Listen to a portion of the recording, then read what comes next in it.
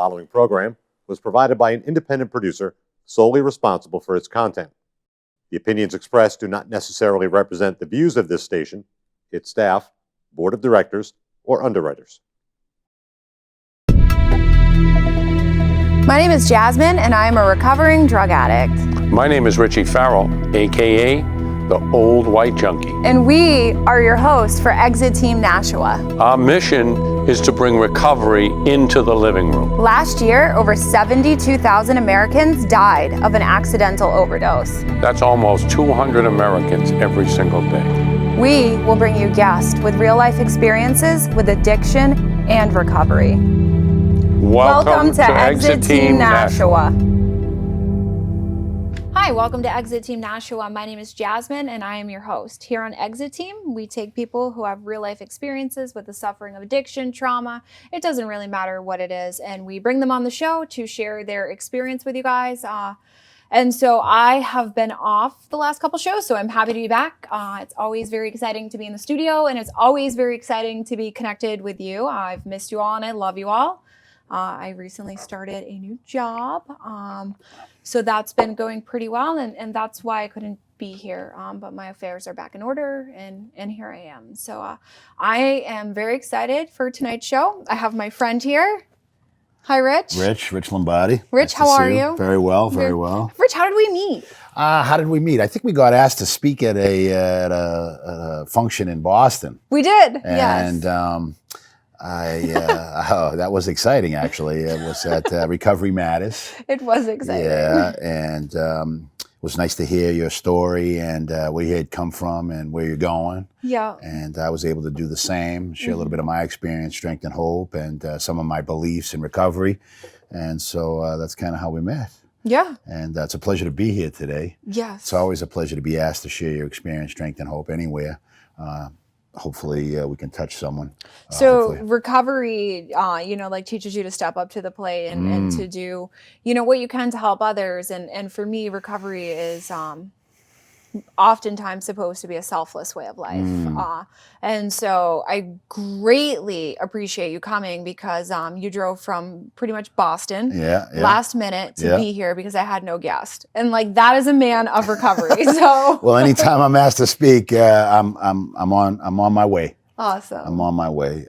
It's funny you talk about that. I this morning in my morning prayers and meditation, I generally ask to be of maximum service to my higher power and my fellow recovering addicts. So here I am. That's awesome. If you're watching, you can follow us on YouTube. You can check out the YouTube shows, but you can also check us out on Facebook. Our Facebook page is called I Am a Heroin Addict. If you haven't done so already, go ahead and give us a like, and you'll see Rich there.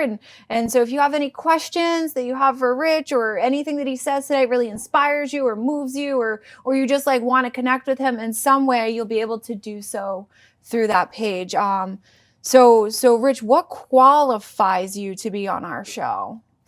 So what qualifies me? So December of 1989. I was involved in a, how do I want to explain it? The way it was. Yeah, I was involved with the law enforcement. There you go. There you go. Yeah. Ain't how about the truth up in here. Yeah, exactly. Oh, geez, yeah. So anyway, the DEA, the local police, the state police, they batter-rammed every door down in my house. Okay. Yeah, great. All right. No, and it was a blessing. And 3 days before Christmas in 1988, and it was strongly suggested that I was in a lot of trouble, and I had my probation officer suggested that I better do something, get into some treatment, and so I found myself in treatment January of 1989, and by the grace of God, I heard my story in the treatment facility. A gentleman came in and shared his experience, strength, and hope with us. And I was sitting in the audience, and I was listening, and I was attentive, and I heard my story. And I said, that's it. While you were incarcerated? Well, actually, while I was in treatment prior to incarceration. So you went to treatment before incarceration? Yes, okay. Yes. So I was fortunate that so I heard my story, and I went up to the gentleman after the meeting and I thanked him for coming. And I think I realized that night that finally I knew what was wrong with me, that I was an addict, and that I needed to do something about that. And I asked him, he had been clean and sober for 5 years. That was like a miracle to me. I had, I couldn't stay clean and sober for 5 seconds, never mind 5 years. So I asked him, how did he do it? And he made a suggestion that I get on my knees and I ask a power greater than myself to relieve me of the obsession of alcohol and drugs. You were like, excuse me? Yeah. And I was like, all right. And then he says, go upstairs and do it, and then ask for the obsession to be removed. And he left. So you were like, this guy is crazy. Oh, man. I'm like, but I was very fortunate. I always had a belief in a higher power. So that really kind of struck me, And so I did it, and the rest is kind of history, really. That began the journey. Okay. So I successfully completed that program, a couple of weeks. When I got out of there, it was suggested that I, go to 12-step program, and so I started to do that. In the meantime, it was suggested I go to a halfway house. So I took the suggestion. I guess I was like honest, open-minded, and willing. I didn't really realize that then, like I know it now, but I guess I was just, I was in trouble, and I was going to do whatever it took to get out of trouble. And little did I know that I would end up in recovery. Yeah. And so it's been quite exciting, actually. And it's been quite a journey. It's been a trip. That's awesome, because there's so Yeah. many people that are like resistant to Yeah. doing those things, and it's just like, I just like want to shake them. I'm like, this will help you so Yeah. much, and then I'm like, yeah, stop trying to impose your will on them. Let them have their experience. Yes, exactly. It's I have found over the years that you can only help those that want to help themselves. Yeah. You can't really force anybody to do anything they don't want to do. And I learned that now. Currently, I work for the sheriff's department. I do reintegration and counseling and stuff. And so, So what is that? Can we talk about that for a Yeah. second? What does that look like? What is that? What is what? Reintegration.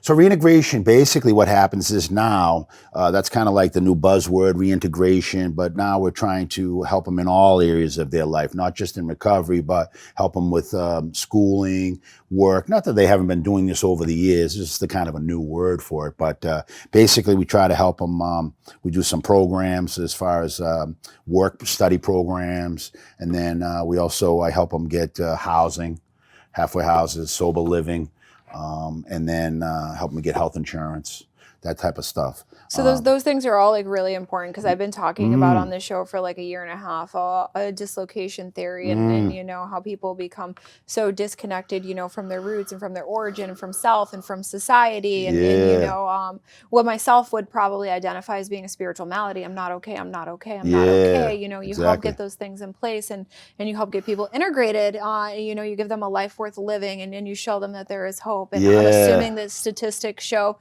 success is higher.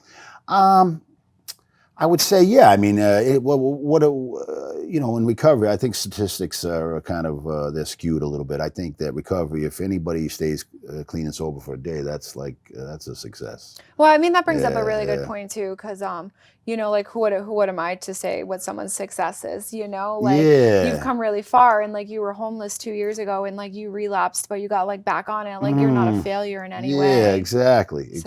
So anytime they stay, anybody stays clean and sober, that's a success. Yeah. And so that's kind of how I rate it. Or they take a step forward as well. Yeah. Because we know that there's going to be some bumps in the road. Yeah. And there's going to be relapse involved somewhere along the line for some. It took a very long time for myself to become willing to live a life of abstinence-based, and that's what I choose today for myself, But I had to go through every experience that I had to go through to hit that gift of desperation. And so, like, a lot of people that don't know me don't realize, like, I was homeless, living in the streets 2.5 years ago. Like 2.5 years ago, like, I didn't eat, I didn't shower, my hair was matted together, but by being that desperate, like, my life's on a 180, and like, I guess society would like say that like I'm successful and like I don't really care about those things. Like I'm on fire, I'm on fire internally, and like I don't care about all the outside things, because like what I got is me, and it's good. Yeah, it's awesome. Yeah, exactly. Because sometimes we can think it's about all the outside things, but it's really not about the inside things, right? This is an inside job. Yeah. Right. So it's about healing from the inside, and progress, not perfection. Take some time, and but we got to stay the course. Yeah. You know, as I tell everybody all the time, you got to stay the course. Ride the waves. No matter what happens, just Yeah. stay the course. Yeah. Right? And you can't do it alone. Mm-hmm. Right? You need. I need Say to that again. You can't do it alone. I need to have positive people Yeah. in my life. I need to have encouragement. I need to have. I have a team now that takes care of me. So where did you find that? Well, I found it first initially in recovery, and then through suggestions through other people. Like I have a sponsor. I have a psychiatrist. I have a therapist. I have a Okay. primary care physician. You're treating the whole person. Yeah, I have to. Mhm. Yeah, and so I suggest to people all the time. As you get going, these are the type of things you bring these people in, so that when and if and not when and if, but when things are going to crop up. And they will. Yeah. And Yeah. they will. Yeah. And there have been several experiences like in my sobriety where I believe like the world is ending. Mm. And 2 months later, I'm like, oh God, I see what you were doing there. Yes, Thank you. yeah, exactly, right? No pain, no gain. Yeah. Sometimes we have to go through pain, but we have to go through the pain, Yeah. right? I can't get to the pain and then stay in the pain. I have to go through the pain. Yeah. A lot of times we want to revert back Mhm. to the old ideas, and how to handle that. Old And, ideas. Yeah, those have to be smashed, as we all know. Right?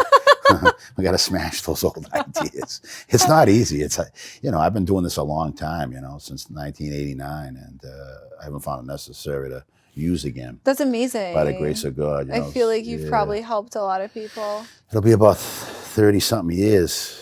Seems like yesterday, though. That's awesome. But time flies.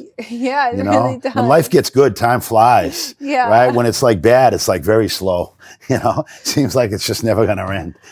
So God came into your life, through the DEA, which is pretty crazy because God came into my life through the DEA Yeah, as see well. that? Yeah. God works through people. I didn't get sober at that time, but I was mandated to my first treatment center at that time, and a seed was planted. And then, 3 years later, I wound up homeless, and I made my way back. Yeah. So we all get here in different ways, sometimes very similar. It's amazing when you talk to folks in recovery how similar we all really are. Right. And how really alike we really are, that we think we're different, or people haven't suffered through the things that we've suffered through. But, through the years and through talking to people, it's amazing how close we are, and how close we are, and how similar our situations were. Yeah. And not even maybe the situations, but maybe even just the feelings, obviously. What is one of Thoughts? the biggest things that you utilize today in your life to help you stay going in your sobriety? Well, number one, I use my higher power. God is my number one. It's God first, and then my recovery, and then my family and my friends, and then work, and then enjoy life. Yeah. So the word God can really throw It can. some people off, It can. depending on one's perception Or of God beliefs, and what God may or may not be to someone. So for anyone that's struggling and or was watching that and got really turned off, they're like, yeah, I'm kind of all set with what these two have now. What is your suggestion to them? Well, I think that once again, I have to keep an open mind. If I'm honest with myself, I keep an open mind, and then I just willing to kind of take suggestions. And if you don't believe, that's fine. Listen, you don't have to believe. Just believe that I believe. It's worked for me. It might not work for you, but everybody has to kind of find their own way. And so I have found what works for me.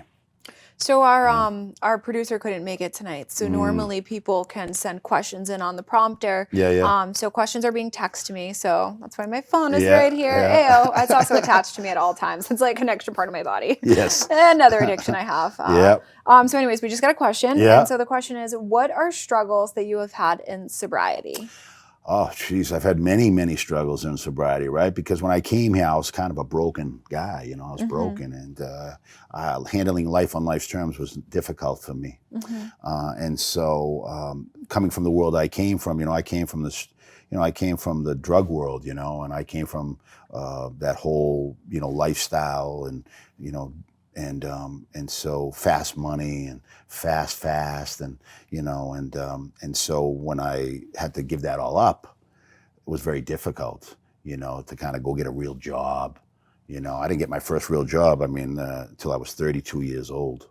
So, you know, going to work every day, getting up in the morning, just have a kind of a regular routine. You know, my routine was totally opposite. It was like backwards. I know, right? You know what I mean? Like I we used go to get bed up, when the sun comes up. Yeah, exactly. And get up when the sun's going down. Yeah. So like my routine was like, was not a good routine. Yeah. So that type of stuff, struggling, you know, just to kind of have a regular routine, you know, like I always wanted to be like a regular person, you know, like a normal Joe.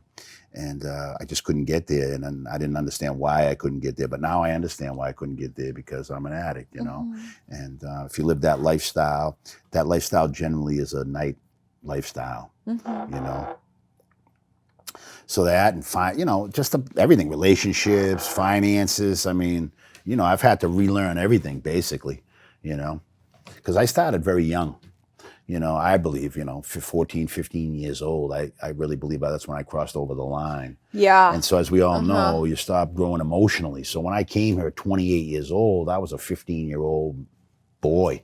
Heyo, Yeah. just not a boy. Yeah. Don't think anyways. Yeah.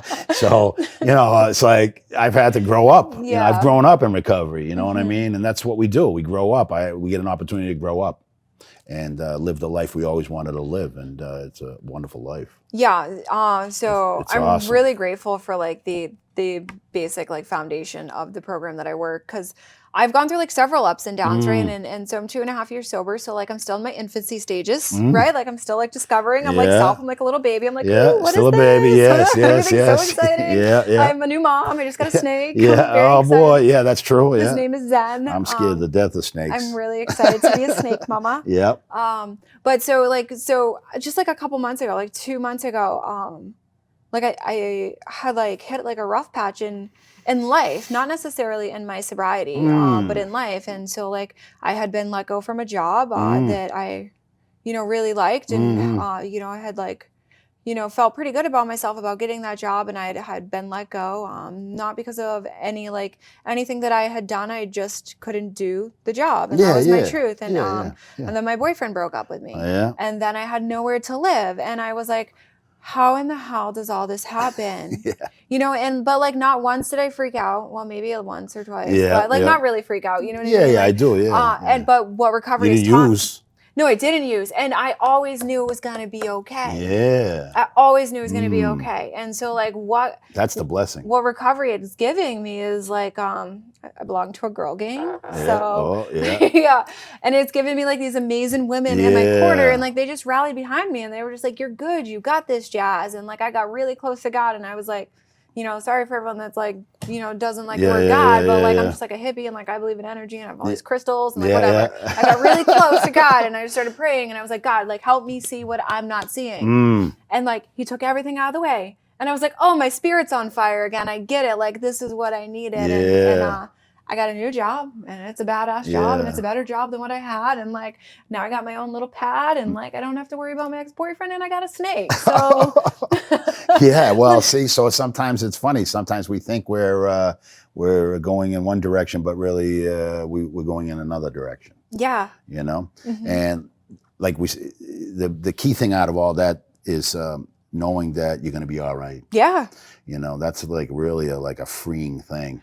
It's so crazy, because in early recovery, people would tell me, you're going to eventually have faith, and then you're going to know trust. Yeah. And like when I was going through that experience, I was like, I've gotten to the trust point. Yeah. Sometimes I have to bring it right back into the day once again too. Like I'm just trying to get through Wednesday.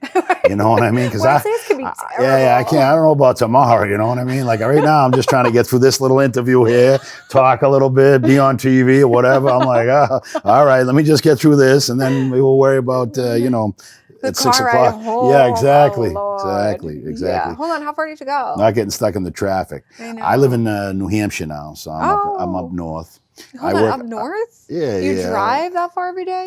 Yeah, it's not actually that bad. My commute's about 45 minutes. Where do you live? It's a highway. I live in Raymond.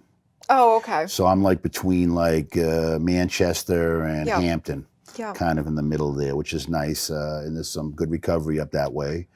You know, I've learned everywhere I go, if I relocate, which I've relocated several times in recovery, I always connect. So that's the first thing I do. I make sure I find where my connections are and my people are.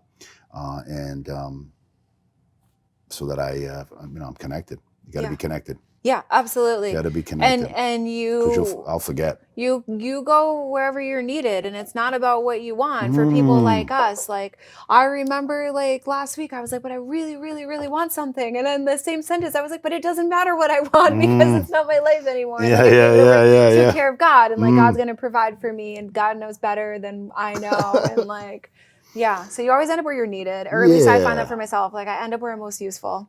And it doesn't really matter what I want. And if I just follow God's direction, it ends up being the coolest thing. Because you can, like, for me, like, I can feel that God consciousness. And, like, you can feel it, and you can feel your spirit and, like, your soul come alive. And, like, you know, when you encounter other individuals that have that, like, it's captivating.